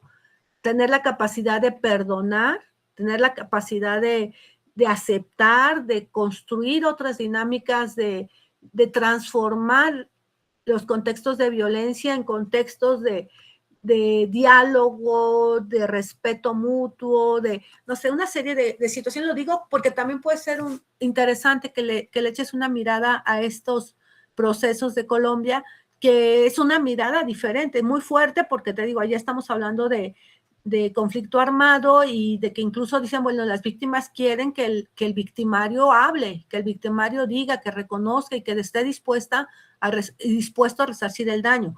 Y eso pues genera al final reconciliación, no repetición, procesos de sanación, tanto para las víctimas como para los victimarios. Digo, estoy llegando a un extremo muy, muy amplio, pero que quizá tendría que ser una base también de cuidado para que pueda ser parte de este proceso y de esta casa, a lo mejor en la que tú dices, sueñas, para resarcir a estas personas y que entre, ¿no?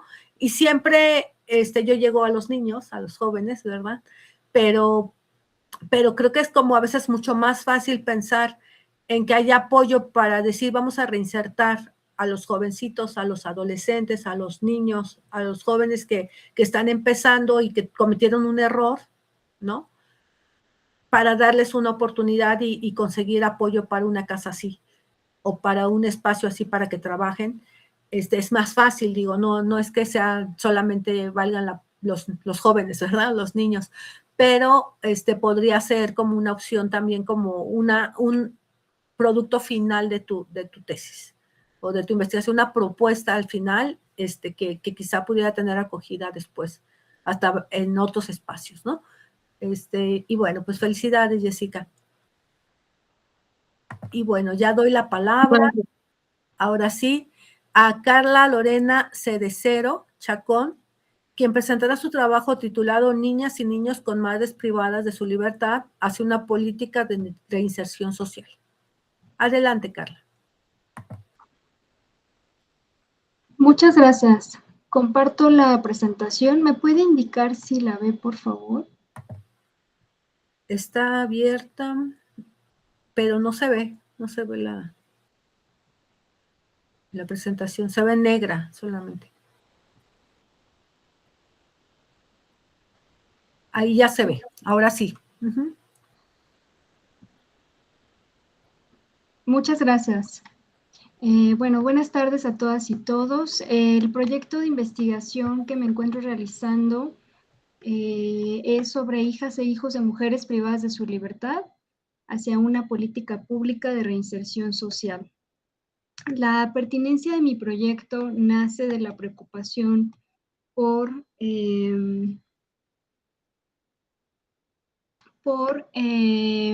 la situación en la que se encuentran las niñas y niños con madres privadas de su libertad en el sistema penitenciario, al considerar que es una población históricamente invisibilizada tanto de la investigación social como de las políticas públicas. Actualmente el 5.9% de la población en México en el sistema penitenciario son mujeres. De este porcentaje, un 68% han reportado en diversos instrumentos de INEGI tener dependientes económicos, y en un balance de cada mujer en prisión tiene de 2 a 3 hijos, tanto dentro de prisión como fuera de prisión. En este caso me voy a enfocar en las infancias que viven con ellas.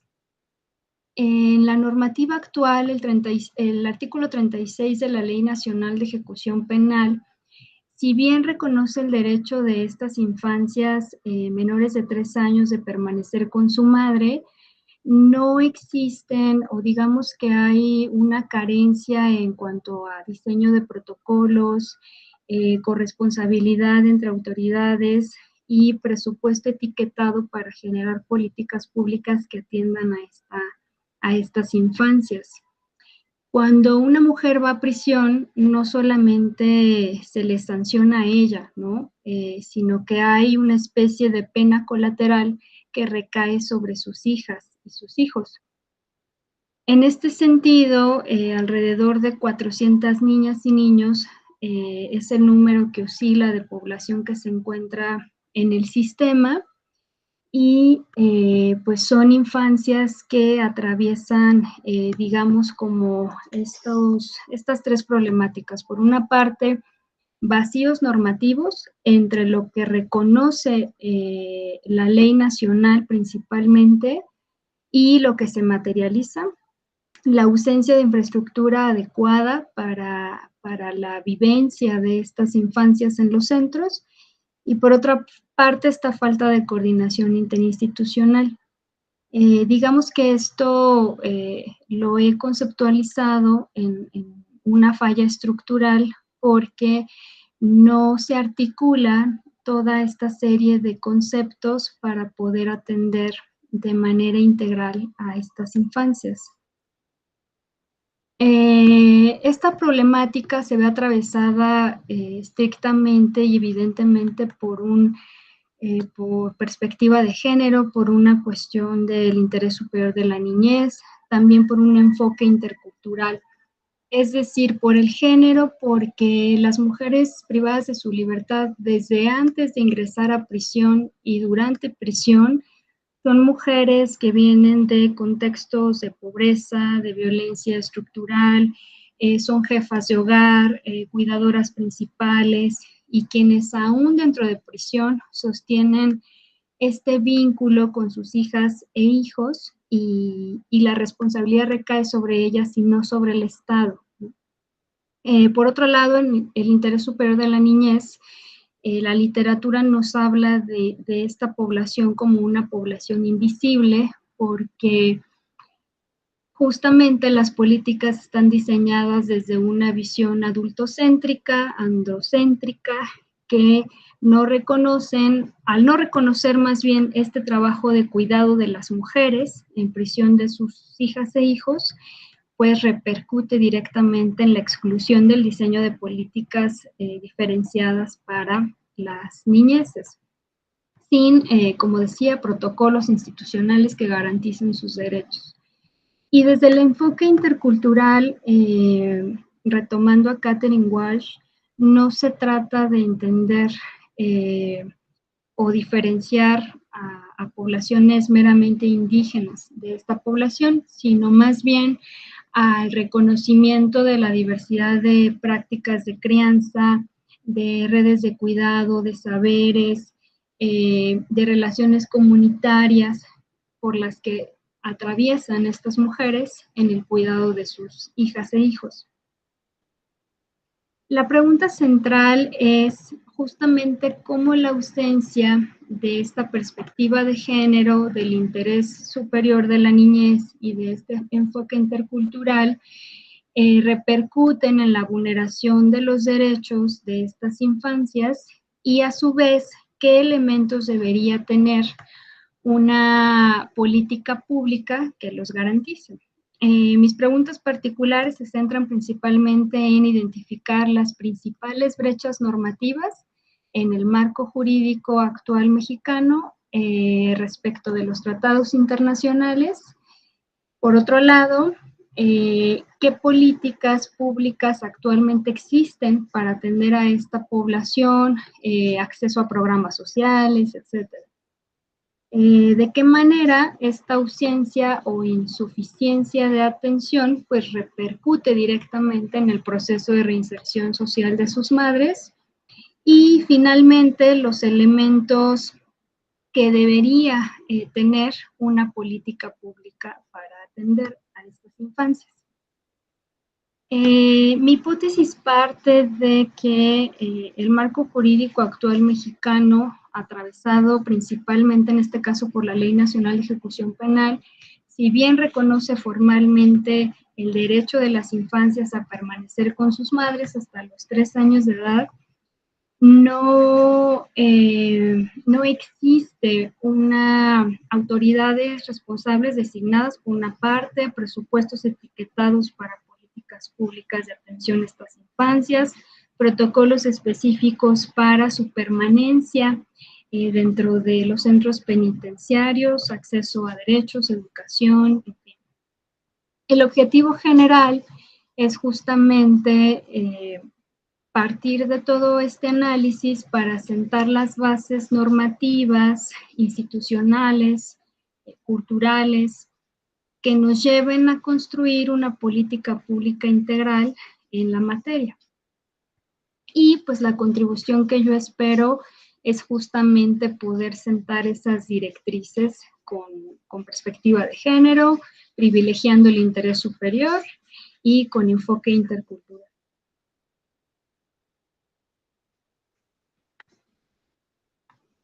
El marco teórico está atravesado por el enfoque de capacidades de Amartya Sen. Ella utiliza el concepto de agencia y en este caso se refiere a que los procesos de reclusión materna operan como factores de conversión negativos que anulan esta capacidad, digamos, de las madres de poder garantizar que sus hijas e hijos accedan a los derechos que tiene una infancia. Por otro lado, la teoría de control social de Travis Hirschi nos habla de la importancia del vínculo familiar como un factor, digamos, protector que inhibe la conducta delictiva y que estas infancias egresar de los centros, pues repercute en un proceso que puede llevar digamos, a la reincidencia o a incidir en procesos intergeneracionales de delincuencia. Y finalmente, como lo había mencionado anteriormente, el de interculturalidad, no como una visión de un enfoque diferenciado a poblaciones indígenas, sino más bien el conjunto de saberes, prácticas de cuidado que son reconocidas por la política y las que están fuera, ¿no?, de su diseño. El enfoque metodológico pues parte de un diseño mixto, en su mayoría es un proyecto de investigación cualitativo. Estoy realizando ya un análisis comparativo, digamos, jurídico documental entre la normativa actual mexicana y toda la normativa internacional. Por otro lado, pues también algo que he aprendido en estos cursos, en estas UCAS, es rescatar del enfoque intercultural, pues la propia experiencia de las mujeres privadas de su libertad, en este caso como coautoras, como sujetas de la investigación, en el entendido de que pues parto de un privilegio epistemológico y pues eso me ha ayudado para diseñar el instrumento de investigación que va a ser una entrevista semiestructurada, pues desde en el entendido y que no genere cierta ventaja desde mi posición como investigadora hacia ellas. Y de manera muy puntual, pues ya el paso número 1 es hacer este análisis jurídico. El 2, el mapeo de políticas públicas que hay actualmente, programas sociales, cómo se está trabajando a nivel gobierno, sociedad civil. La entrevista semiestructurada, que pretende ser una entrevista de 60, 90 minutos con 3 o 5 mujeres privadas de su libertad madres en algún centro penitenciario. Estoy definiendo si va a ser Santa Marta o alguno del Estado de México como Mesa Borja. Y bueno, finalmente, pues ya esto me llevará a sentar las directrices para el diseño de una política pública que garantice los derechos de estas infancias. Y pues esta es la estructura tentativa de mi proyecto de investigación. Actualmente ya me encuentro desarrollando el capítulo 1 y el 2. Y pues esa es prácticamente como lo que estoy trabajando, y muchas gracias por su atención. Muchísimas gracias. Doctor Lechuga Izaguirre, por favor, con sus comentarios. Sí, muchas gracias. Carla, comienzo. Creo que me estoy moviendo de lugar porque mi conexión está fallando. Permíteme, ¿eh?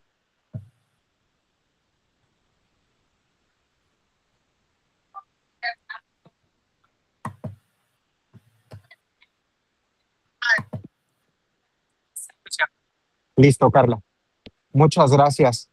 Pues también quiero felicitarte por la contundencia, la claridad del mensaje que tiene la presentación que nos estás haciendo relacionada con el documento que nos compartieron días previos y la presentación que ahora haces, la pregunta de investigación, me parece que está bien, aunque me gustaría que platicaras y tocaras base con tu directora o director de trabajo terminal para que se haga un replanteamiento relacionado con el marco normativo de la Ley Nacional de Ejecuciones Penales que estás proponiendo y que cómo constituye una falla estructural, ¿no?, frente a los estándares interamericanos del interés superior de la niñez, que me parece que le podría dar bastante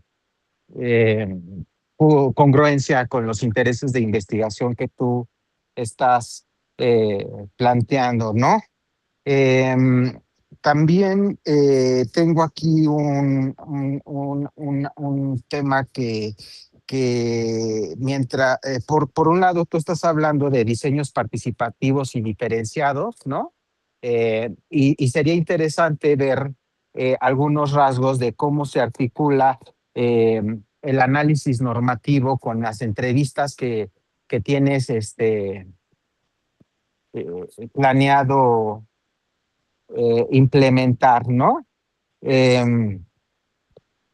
Esa articulación entre el marco doctrinal con un análisis normativo estrictamente jurídico, me parece que también es muy interesante en los estudios de política pública, dado que nos permite generar factores de reforma a la mano de mejoramiento de las acciones afirmativas orientadas al mejoramiento de la implementación de la propia norma jurídica en términos filosóficos del derecho, ¿no? Entonces, estás logrando un muy buen resultado. Me parece que no debes dejar de seguir fortaleciendo el aparato teórico para ir mejorando el resultado que vas obteniendo y la solidez de los argumentos de la triangulación metodológica que se podrán presentar al finalizar tu trabajo terminal.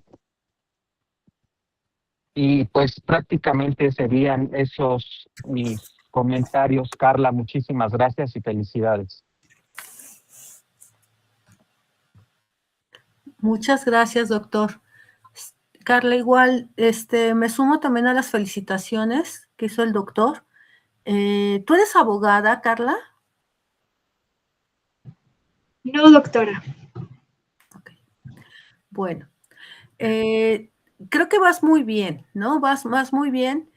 Entiendo que vas a hacer trabajo de campo en una penitenciaria, ¿no?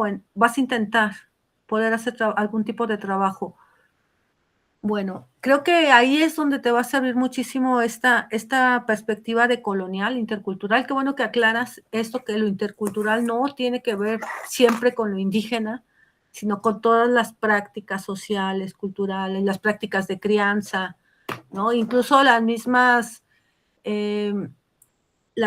personas que están ahí en la cárcel, o sea, van a tener prácticas de crianza diferentes, ¿no? Aunque tengan que convivir en un mismo espacio, no es lo mismo una mujer que viene de comunidad indígena, una mujer que es migrante, una mujer que es de la ciudad, o sea, hay una serie de condiciones que van a hacer que tú tengas que mirar la diversidad de maternidades, diversidad de prácticas de crianza, diversidad de infancias, y creo que por ahí sería importante que fueras revisándola, ¿no? Es no solamente a Walsh, sino la diversidad de infancias. Creo, la UAM Xochimilco tiene un programa de infancia muy bonito que tiene mucho trabajo académico en esta idea de diversidad de infancias, que tiene esta idea de la nuevo paradigma de la infancia, los niños como sujetos, ¿no? Sujetos, actores sociales, no solamente como sujetos de protección, sino sujetos y actores sociales. Y bueno, me hace pensar mucho en esto de la reinserción, ¿no? ¿Qué pasa con estos niños pasando los 3 años? ¿A dónde van estos niños y niñas? ¿Qué se está pensando? ¿Qué se piensa para ellos después de? Ahorita, mientras están ahí, están recluidos, al igual que cubriendo una sentencia y cumpliendo una sentencia que no les correspondería, pero están cumpliendo una sentencia pues de alguna manera recluidos, igual que sus mamás, y posteriormente, saliendo esos 3 años, separarlos de las madres, llevarlos a no sabemos dónde, porque muchas de las mamás no tienen redes de apoyo afuera. Si es complicado con el tema que nos presentaron en la sesión, bueno, en la anterior, la reinserción para para las personas que salen de la cárcel, cómo es la estigmatización para los hijos e hijas que son de madres reclusas, ¿no? Que madres que están en la cárcel. Creo que es un tema súper difícil, triste, doloroso, y que bueno, creo que tu aporte va a ser justamente visibilizar todo esto, ¿no? Visibilizar esta problemática, visibilizar esta niñez que está ahí y que además de todo se tiene que pensar qué se va a hacer, qué se hace, cómo se le retira a las mamás después de esos 3 años, a dónde se les va a entregar.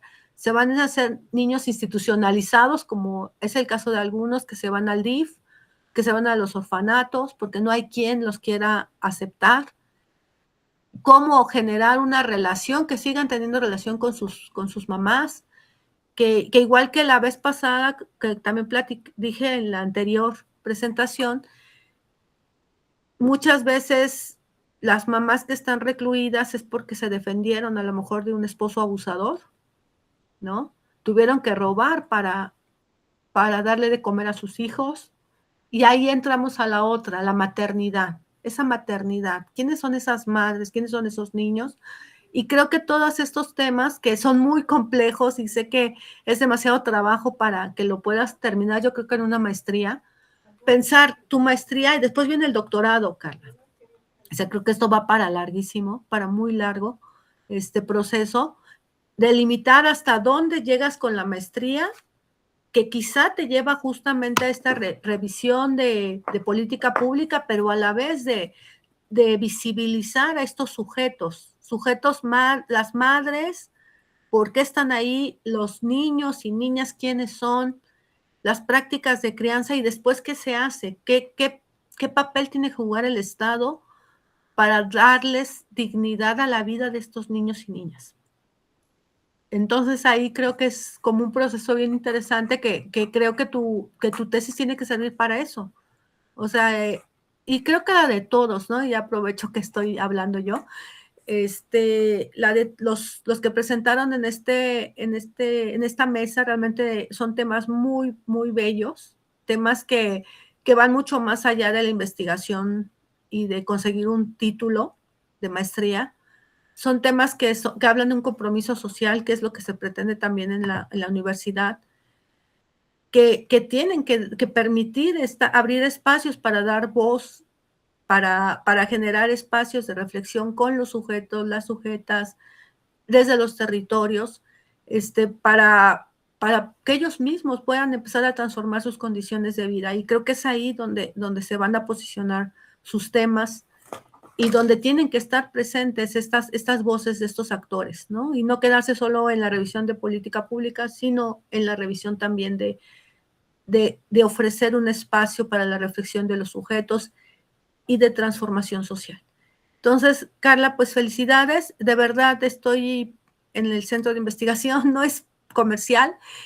Tenemos un seminario de investigación y tampoco tendría que de metodologías para los estudiantes, que los invitamos cada mes. Vamos a volverlos a seguir invitando, pues para poder seguir trabajando con ustedes y que vean que hay, y poder enlazarnos sobre todo. Creo que sus temas deberían de estar conectados entre ustedes para fortalecer sus investigaciones, sus temas de proyectos, y que, bueno, también desde las instituciones, con el doctor, ¿no? Lechuga, con nosotros en el centro de investigación, fortalecer estos procesos, porque les digo, no es para salir con un título, publicar un artículo y poner su tesis en un stand, sino que hablan de vida, hablan de problemáticas sociales, hablan de actores que tienen mucho que decir y que son invisibilizados.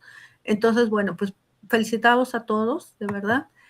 Y bueno, vamos a estar convocándolos de verdad a los seminarios, a los espacios. También al doctor Lucho lo vamos a invitar a nuestro seminario de metodologías que tenemos cada semestre, ¿no? Cada año abrimos un seminario, entonces pues ahí los vamos a estar invitando. Y bueno, pues ya con ella terminamos, Carla. Mil gracias a todos por esta mesa de verdad tan emotiva, tan importante, y esperemos ver pronto sus avances de tesis también. Y bueno, compañeros, entonces agradecemos la presencia de las personas estudiantes, así como la participación de las y los comentaristas, su asistencia a este 10º coloquio de investigación del posgrado de la Universidad Nacional Rosario Castellanos, en la cual se están presentando 488 trabajos de estudiantes en 117 mesas diferentes que serán retroalimentadas por 165 expertos académicos en diversas instituciones en educación superior, tanto nacionales como extranjeras. Le reitero nuestros agradecimientos. Buenas noches. Otro modo de ser humano y libre, otro modo de ser.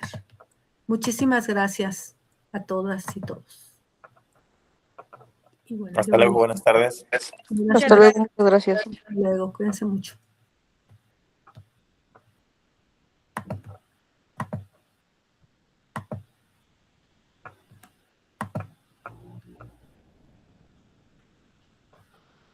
Ya terminé de grabar, ahora sí.